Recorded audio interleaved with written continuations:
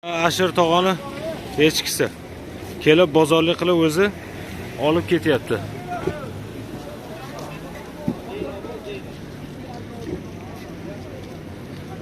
Mana Qashqadaryo viloyati Kasb tuman Qamashi qishlog'idagi echki. Dunyoga mashhur echki. Gapiradi, gapga tushunadi. Kelib o'zi bozorlik qilib olib ketadi.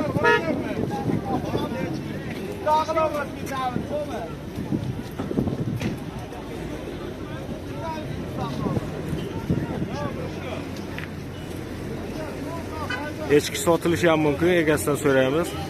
Lekin sotsa ham rosa qimmat. Kamida $10,000 bo'lsa kerak. Chunki to'liq gapga tushunadi, xuddi to'tiqushga o'xshab. Gapirsangiz harakat qiladi. Yur desangiz yuradi, o'tir desangiz o'tiradi. Bunaqa echki O'zbekistonda bitta. O'rta Osiyoda bitta bo'lsa ham ajab emas. Harakat qilib nimalardir tushuntiryaptilar.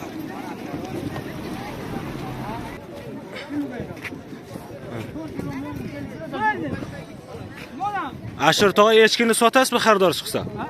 Sotasizmi? Yo'q, sotilmaydi bu. Qimmat narxga Bu internetlarga chiqib ketdi. Buni qanday qilib sotadi?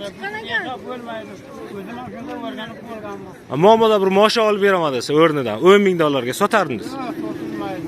$10,000 ga ham sotilmaydi.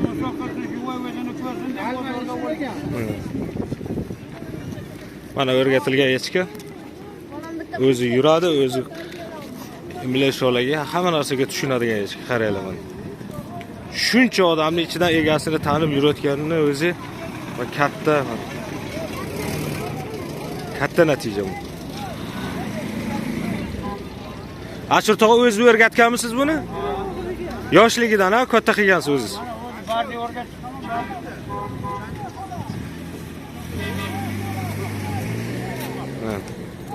qarang.